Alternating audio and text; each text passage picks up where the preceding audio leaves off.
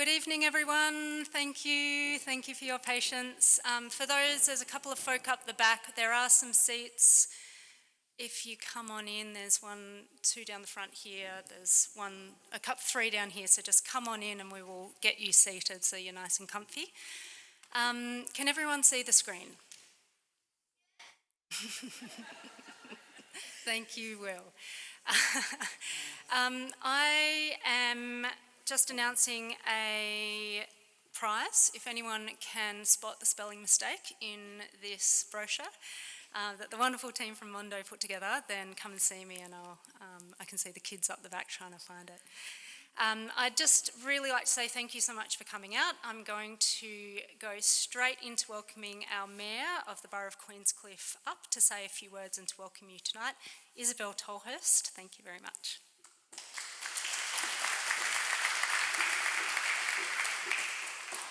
Thank you, Kitty.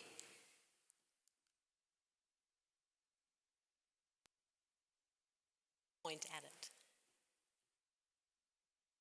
You what? It's not on. There you go. Beauty. I'd like to begin, as we always do at Council, by acknowledging the traditional custodians of the lands, waters and skies, the Wadawurrung people of the Kulin Nation. We acknowledge and respect their continuing connection to land, waters, skies, and acknowledge the contribution they make to the life and spirit of our community. We pay respect to all the past and present elders and all First Nations people. The critical role First Nations communities play in sustainable climate action is acknowledged in this community's Climate Emergency Response Plan, our CERP, under the Wadawurrung Country pillar, which is the first pillar in this collaborative document between community and council. And it's a commitment and partnership between community and council developed to foster a deeper connection, understanding and respect for Wadawurrung Country, and to walk together to deliver on our shared objectives of protecting and conserving the natural environment in the face of the climate emergency. As Kitty said, welcome everyone to this information session on the 100 Neighbourhood Batteries program and what it means for the community of Queenscliff. This is an opportunity tonight to understand the various stakeholders involved in the application and implementation of the program now that we are the recipient of 4 batteries, which is fantastic news, and to understand the benefits primarily. That's a really key part of this program, and to ask questions of any of the presenters here tonight. I especially welcome and acknowledge Member for Bellarine, Alison Marchand, my councillor colleague Michael Grout, and members of the Department of Energy, Environment and Climate Action. It really is a star-studded lineup. And Councillor Ross Ebbels, who's just walked in the door, and Councillor Dottie Grigow. Right on cue. Great to have everyone here tonight. Thank you. Very briefly, I'll just talk about the Borough of Queenscliff Council's role specifically in this, because there are a number of speakers who will bite off the other important bits. But the council supported the Mondo application, providing a letter of support and in principle access to council managed land, knowing that local energy generation and storage are essential to helping our community achieve these 3 key goals of the Climate Emergency Response Plan. Those are that our community's electricity consumption will be matched by 100% renewable energy by 2025, that our community's energy needs will be matched by 100% renewable energy by 2027, and that our community will have transitioned to a zero carbon community by 2031. This program is one about community benefit, about enabling renewable energy to be stored locally and to reach more residents and organisations, to foster partnership and connection between residents and organisations, and to ensure a secure energy supply for our community when the strain on the grid is increasing, and that's really evident in recent news articles, and as the impacts of climate change increase. The announcement of Queenscliff as a successful recipient of 4 neighbourhood batteries through the Victorian Government's 100 Neighbourhood Batteries program is the culmination of many, many years of work from Queenscliff Climate Action Now, for persistent and passionate advocacy from local member Alison Marchand, and long-standing support from the community for delivering our CERP.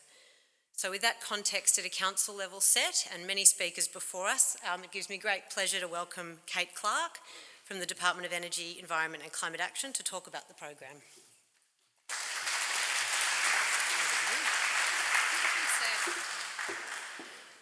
I won't take much time either because you're not here to hear from me. I just wanted to thank you all for coming because this is about neighbourhood batteries and they are just batteries if the neighbourhood is not involved.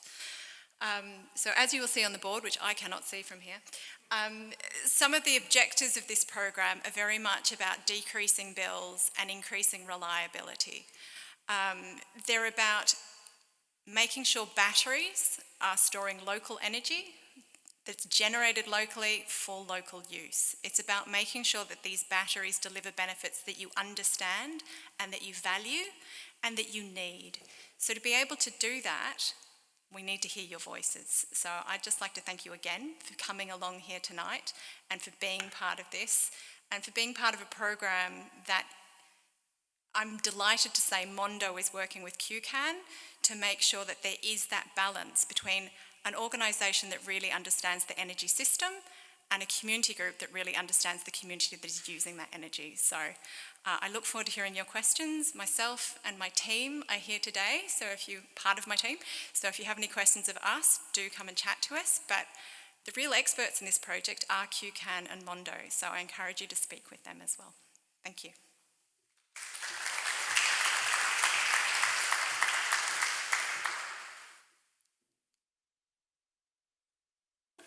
Okay, I'm here as an MC tonight. I also am one of the committee members of Queenscliff Climate Action Now. What we're going to do is we're going to bombard you with quite a bit of information. I really encourage you to take notes. If questions come up in your mind, there's going to be a great chunk at the end for us to really ask the experts, because there's a lot in the room tonight. So in a second I'm going to get Champy up from Mondo, and he is going to talk about the energy transformation that we're on in this country at a national level, at a state level, at a local level, moving from an energy system that is powered by fossil fuels to one that is powered by clean energy. And what does that mean? Then Paul from Mondo, who is sitting down here, is going to talk about the Neighbourhood Battery Program and how that helps to meet those goals, and specifically what that means for Queenscliff. Then what we're going to do is we're going to hear, and I'm really excited about this, from another regional community up in Victoria from Yakandanda. Matthew is here.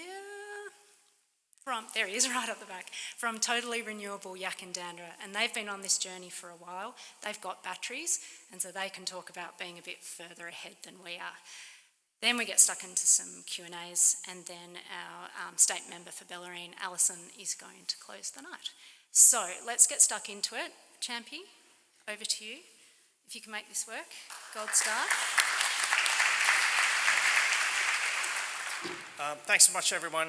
Great to be here. So my name is Champy Elwella. I lead the engineering team for Ausdit and Mondo, and my team specifically focuses on renewable energy and related engineering. So what that really means is we do all things related to generation, solar, standalone power systems, batteries, as well as clean mobility. So fleet scale electric vehicles, charging, all of those things, all the fun stuff. That's kind of what we do from an engineering point of view.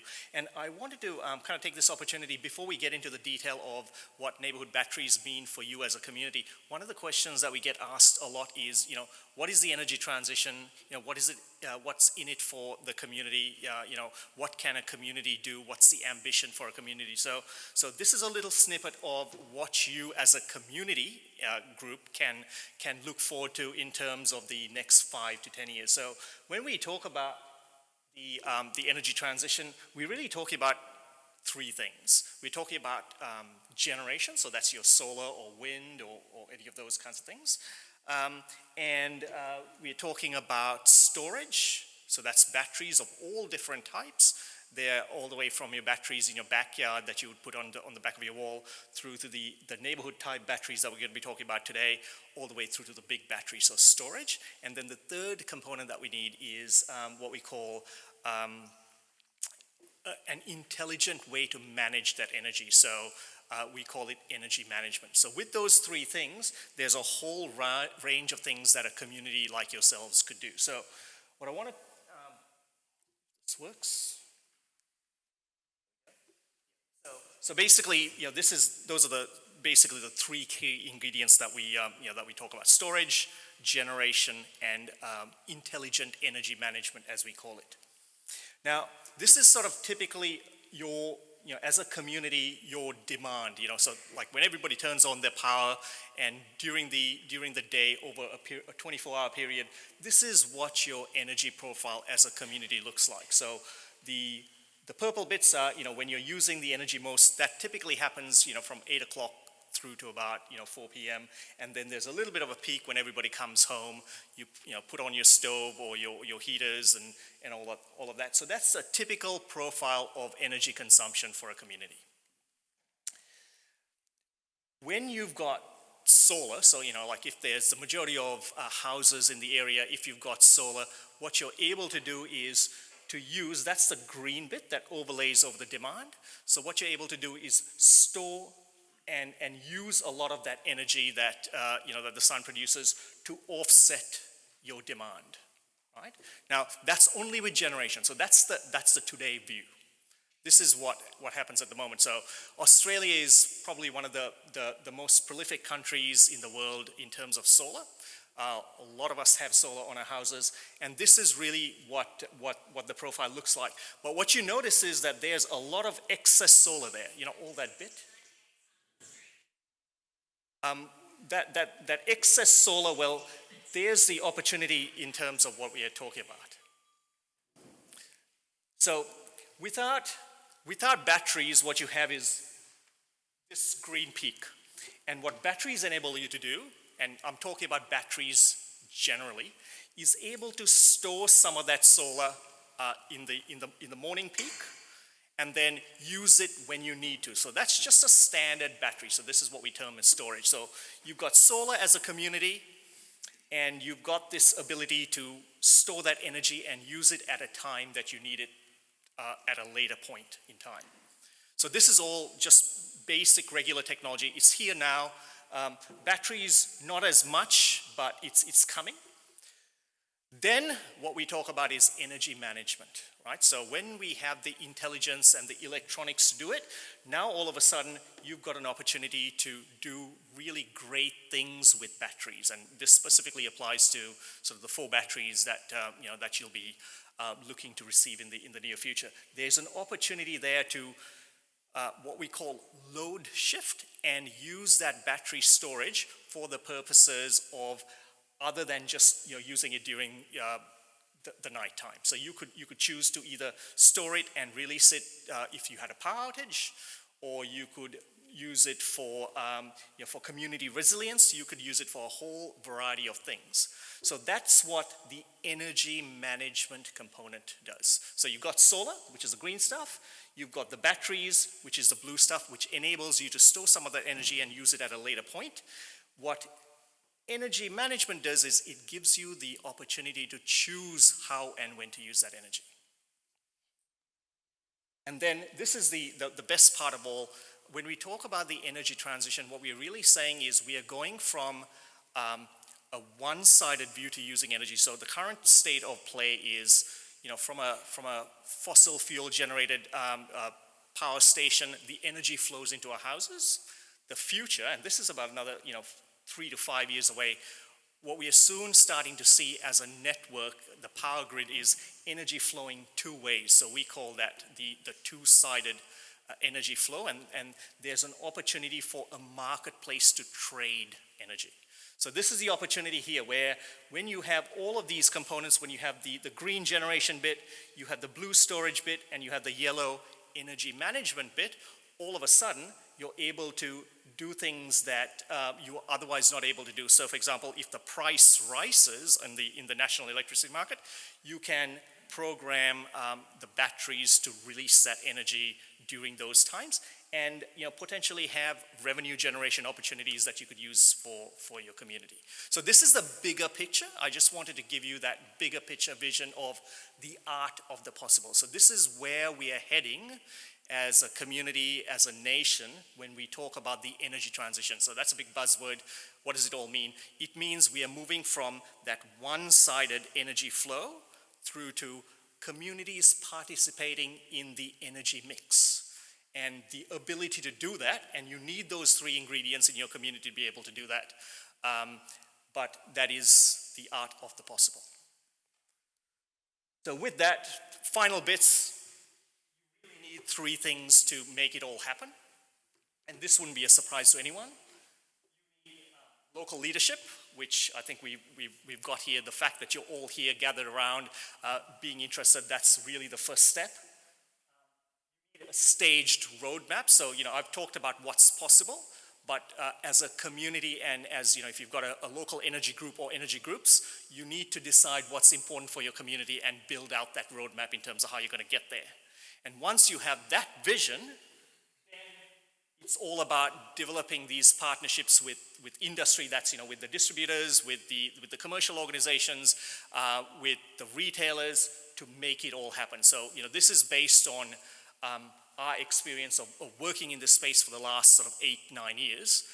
This is what we see as the sort of three key recipes for success. So I've just glanced over this and more than happy to talk about it in detail during the FAQ section or further down the track towards the end of the night. So with that, I think I'll hand it over to Paul.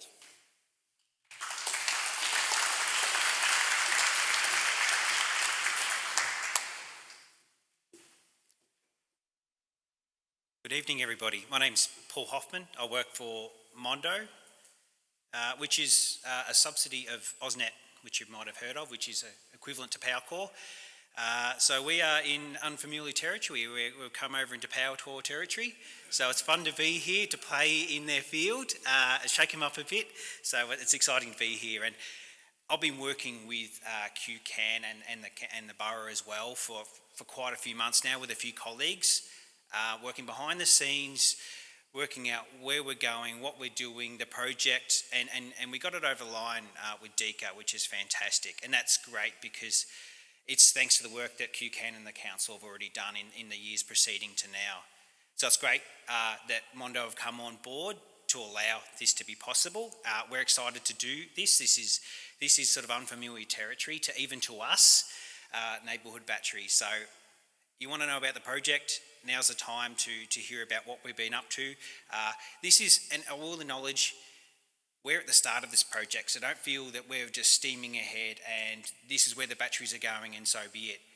This is an information piece for you guys to learn about what we're up to and also a chance to be involved as well. So we are still early days, so let's get to it. So, can I grab this mic?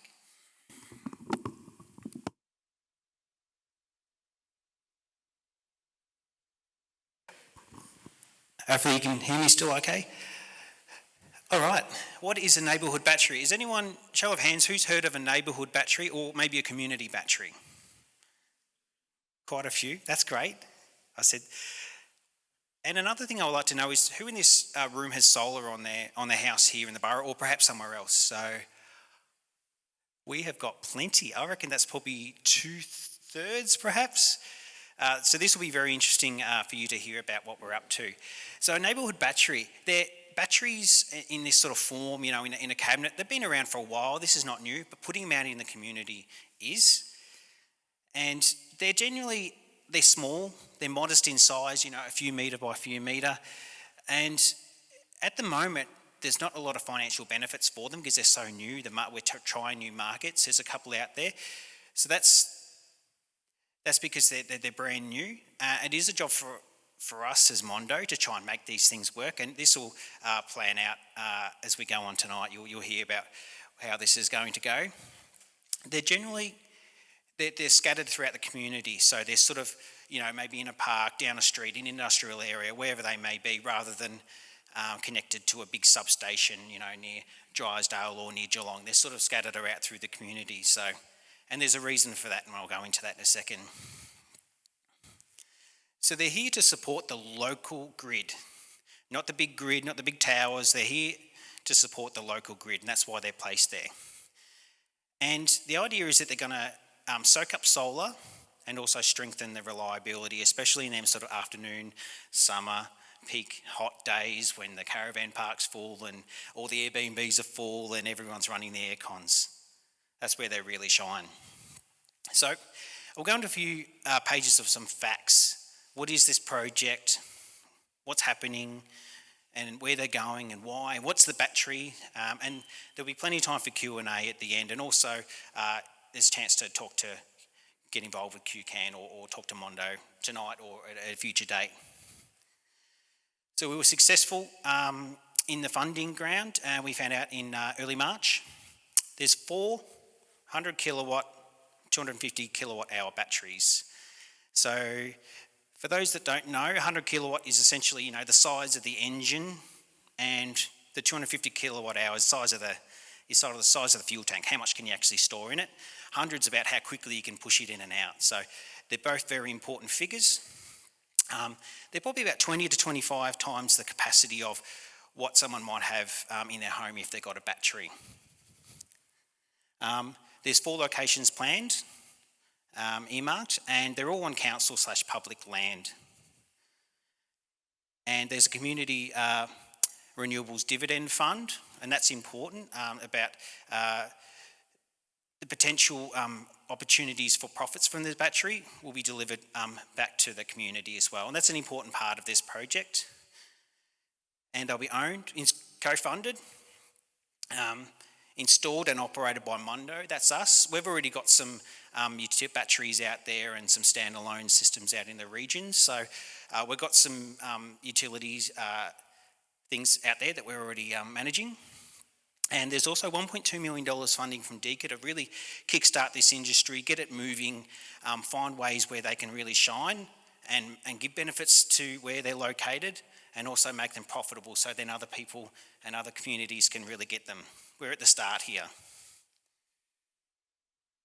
Important part is, what are the community benefits? Because if these batteries are going here, a lot of people are thinking, oh, they're going here, so what's in it for me? Or how does it benefit myself or my neighbour or my community as a whole?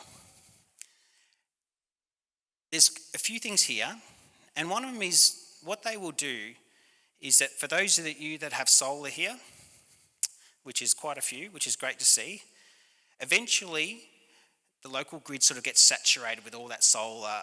The more people have it, that it can't find places to go. There ends up being high voltage, and your solar systems sort of slow down and don't output as much. The idea is that this battery will charge when energy prices are cheap, and that is during the day, and then it will export that energy when prices are higher. You know exactly where this is going, in the afternoon, evening, especially on hot days, and a bit in the morning as well before the sun comes up. So that's what it's doing. It's grabbing all the local energy in the grid, including your solar, and storing it, and then using it later on. And we're trying to coin this term solar sponge. So I'd love some feedback at the end, if that makes sense to people, if we say it works like a solar sponge. We're curious as that resonates with people. So have a chat to us after and see if that resonates with you. We're trying to come up with ways to help sort of explain how it happens. There's some site-specific community benefits. So one thing we've been working with QCAN, Neil and Peter and Kitty is, all right, if we're putting a battery here, what else can we do? What other benefits can we put in that location? And we've come up with a couple already. One is some of these sites actually have quite a bit of solar, so we're sucking up that solar there. But what are some other things? We've thought about maybe increasing capacity when we talk to Power Core, and have enough room and allow a location for a meter for the council to put in some little car chargers. So if there's a car park, why not have some more chargers out there? So if someone's watching their kid play footy, they can have their car charging at that time, or if there's a community event. So there's little things that we can do, and we're all ears for finding more ways to help benefit that location and what we're doing there and what we really shine, because all these locations throughout the community, they're all for different purposes, all do different things. What can we do there? So we're really all ears for finding some little things we can do that make a big difference to the community. There's community involvement and learning. The power grid, energy, retailers, regulators, AEMO, there's all these very complex things going on. Mondo know a fair bit, AusNet know a fair bit, and combine that with QCAN and what you guys are up to, we're hoping to help educate the whole community. There'll be a lot of data available from these things. We'll provide learning back to QCAN and the council about how these things are performing and what you can do and any findings. So there's that collaborative approach to let's move on together. And as obviously I mentioned earlier, the Community Renewables Dividend Fund. That's still being fleshed out about how that's going to work, but that's definitely, it's all part of the benefits there for the community.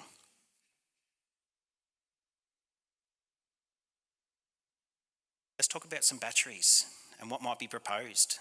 So we've already talked about the size. To give you a bit of context, it's probably like 2 large fridges back to back would be about the size of the battery. So it's not overly large, and there's the way it's designed as well. So let's go into that in a second. So the batteries are a utility grade system. These are things that are built and they've been tested, and they're already out there working very well. And they've got protection systems, and they've all been approved for Australian conditions. There's fire suppression systems, there's monitoring. So these are not some little, thing we've found cheap somewhere and let's chuck them in. These are great batteries, really well engineered, which is great to see, because we, just as much as you guys don't want something out there in the community to put you at extra risk, Mondo don't want it either. So we're really careful with the battery and what we choose and the technology, and what sort of chemistry it is, because there's different types of batteries as well. So we're very careful with what we will choose, and that'll be in, obviously this is a collaboration, so this will be with council and QCAN especially.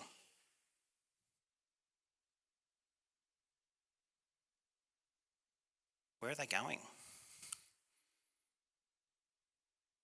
There's nothing set in stone, but we have earmarked some great locations that have been provided to us by the community, by QCAN. We've worked together to find some great sites and great locations.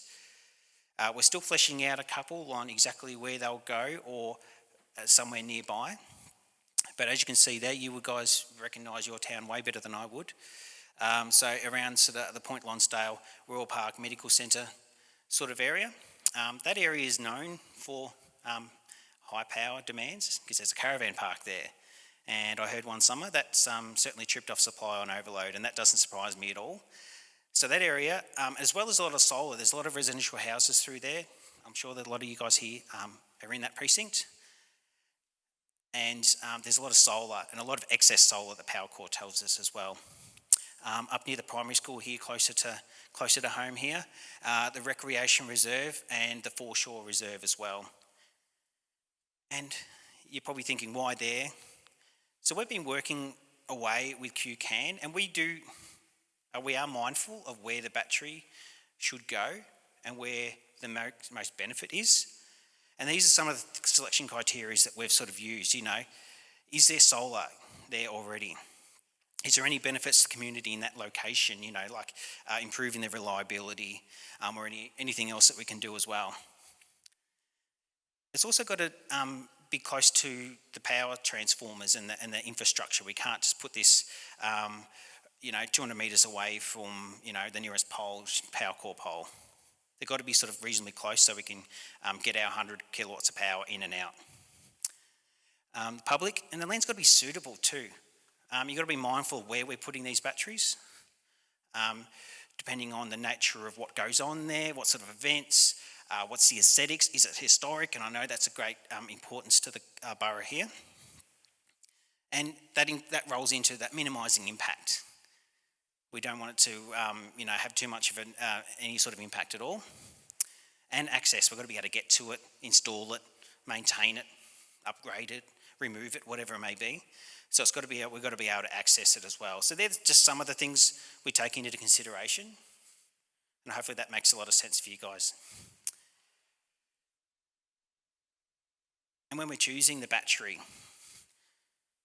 when we're choosing the type of battery to go in, the manufacturer, and looking at their spec sheets and talking to them and looking at other ones that have been installed already, what are we looking for? So sound is obviously important with the EPA requirements and also being in the community. Aesthetics, where we're putting it. we can change the way they look, which is great. There's an opportunity there to sort of paint them, put colours on them, make them stand out, make them hide, be very sympathetic to wherever they're sitting. We've got great opportunity there to fine-tune the look. That's really cool. Safety is massive. This is a really important one. So, it's got to have a good fire suppression system if something does go wrong. It's got to be in a really good quality cabinet. Emergency services have got to be aware of what we're put and where and what they can do if something happens. And they've got to be proven as well. The life of the battery, we don't want something that we're going to replace too quickly. It's got to be fit for purpose. So the size of the battery and the technology, it's got to be fit for what we're up to.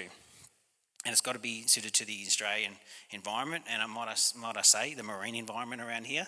We're not too far from the ocean at all. So they're just some of the things we look at when we're looking at the battery technology that we'll be using. If you squint hard enough, you'll see a bit of a map of the borough here, and there's some little blue markers everywhere. This is from June, July last year. June?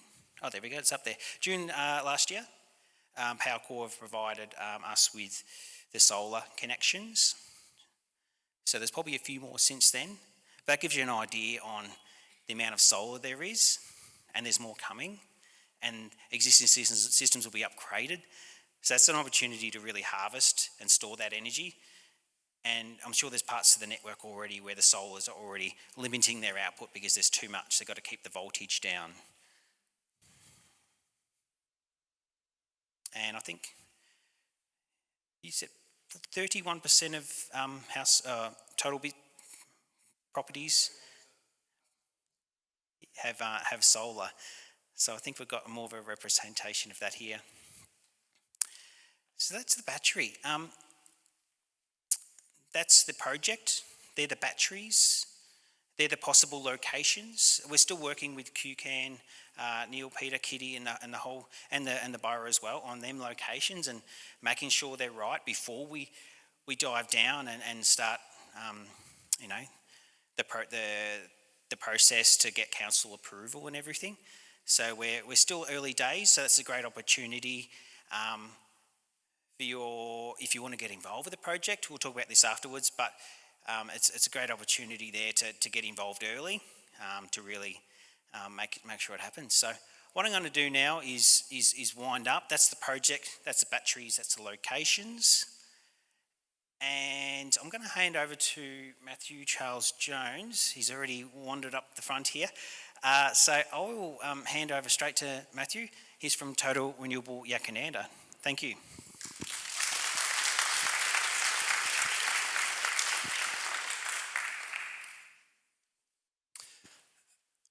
Thank you very much for having me along this evening and noting the honoured guests here, all of you really.